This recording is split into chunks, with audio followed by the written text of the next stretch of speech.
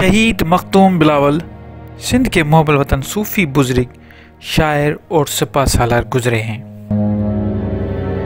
مختوم صاحب 856 ہجری بمطابق 1451 عیسوی میں ضلع دادو کے ایک چھوٹے سے قصبے ٹلٹی میں پیدا ہوئے۔ والد کا نام حسین سمو تھا اور سندھ کے حکمران جو سمو تھے ان سے ان کا تعلق تھا۔ لسبیلا جو آج کل بلوچستان کا حصہ ہے، وہاں پہ ان کی حکومت تھی ان کے دادا کی، اور وہ ہجرت کر کے ٹلٹی آئے تھے۔ مختوم صاحب کی تعلق حکمران خاندان سے تھا، لیکن ان کی طبیعت فقیری تھی اور وہ ہمیشہ فقیر صفت انسان کے نام سے جانے جاتے تھے۔ بچپن سے ہی اسلامی تعلیم حاصل کرنے کا شوق تھا اور انہوں نے شروع سے ہی لے کے پہلے قرآن پہ عبور حاصل کیا، اس کے بعد فقہ کی کتابوں کو پڑھا بڑے غور سے، اور عربی اور فارسی پر بھی مہارت حاصل کی، اور ان کے پہلے استاد سید شہاب الدین بخاری اور سید نور حسین شاہ تھے۔ پڑھائی مکمل کرنے کے بعد وہ ٹلٹی سے باغبان تشریف لے آئے۔ باغبان جو آج کل مختوم بلاول کے نام ہے، یہاں پہ ان کی مزار ہے، وہ اس کا پرانا نام باغبان ہے، جو سیون کے اور دادو کے بالکل کچھ کلومیٹرز کے مفاصلے پہ موجود ہے، چھوٹا سا ایک قصبہ ہے۔ وہاں پہ وہ تشریف لائے اور وہاں پہ انہوں نے پہلا کام شاندار مسجد بنائی، اور وہ شاندار مسجد بنا کے وہاں پہ انہوں نے قرآن کی تعلیم دینا شروع کی۔ اس مسجد میں ایک مدرسہ چھوٹا بنایا تاکہ تدریس کا کام شروع کیا جائے، اس میں عربی، فارسی اور قرآن کی تعلیمات دینی شروع کی۔ ان کے بہت سارے آہستہ بہت سارے طلباء ان کے مدرسے میں آتے گئے، اور نہ صرف طلباء ان سے متاثر تھے بلکہ جو عام لوگ، آس پاس کے لوگ جب بھی ان سے ملاقات ہوتی تھی تو وہ بڑے متاثر ہوتے تھے، کیونکہ اتنے بڑے خاندان سے تعلق رکھنے کے بعد بھی وہ ہمیشہ غریب عوام کے حقوق کی بات کرتے تھے۔ انہوں نے اپنے ذریعہ معاش کے لیے چرخوں پہ کپڑے بنانے کا کام شروع کیا، اور اس کام وہ خود بھی کرتے تھے، اپنے طلباء اور خود وہ کام کرتے تھے، تاکہ جو اخراجات تھے مدرسے کے اور مسجد کے وہ اس چیز سے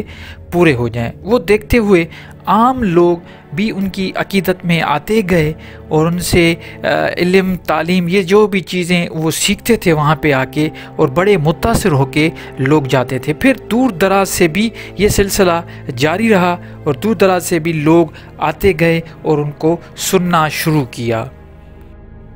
1521 عیسوی میں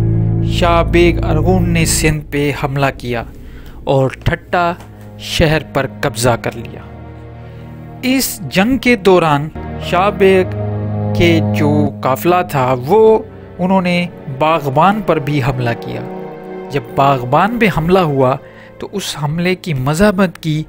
جس کی جو لیڈرشپ سنبھالی وہ شہید مختوم بلاول نے لیڈرشپ سنبھالی، اور ان کے طلباء اور ان کے عقیدت مند وہ سب اس لشکر کے ساتھ لڑے اور بری طرح ان کو شکست دی۔ یہ شکست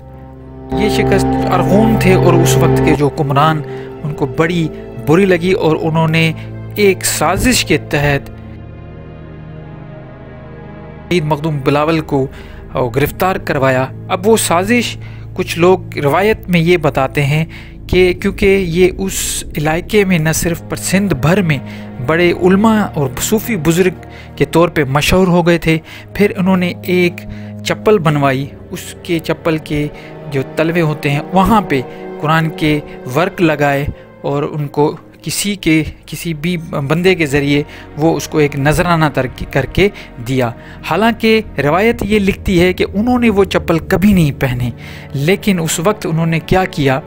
کچھ علماء کو لے کے ایک فتویٰ جاری کیا کہ اس نے قرآن کے ورق جو ہے وہ اپنی جوتی میں لگا کے وہ چلائے، اس کے لیے کیا سزا تجویز ہونی چاہیے۔ تو پھر وہ فتویٰ یہ ہوئی کہ ان کو چکی میں پسوایا جائے۔ تو ان کو گرفتار کر لیا گیا، اور گرفتار کرنے کے بعد ان کو 1522 میں شہید کروایا۔ اور یہ بڑی مشہور کہانی ہے کہ جب ان کو شہید کرنے لگے تھے، جو چکی چلانے والا ہوتا ہے اس کو انہوں نے کہا کہ مجھے پیروں سے لے کے چکی میں ڈالو تاکہ میری ہڈیاں جو ہیں جب وہ ٹوٹیں تو میرے کانوں میں وہ آواز آتی رہے اور میں یہ نعرہ بلند کرتا رہوں کہ سندھ کی خاطر اور حق اور سچ کی خاطر میں شہید ہو رہا ہوں۔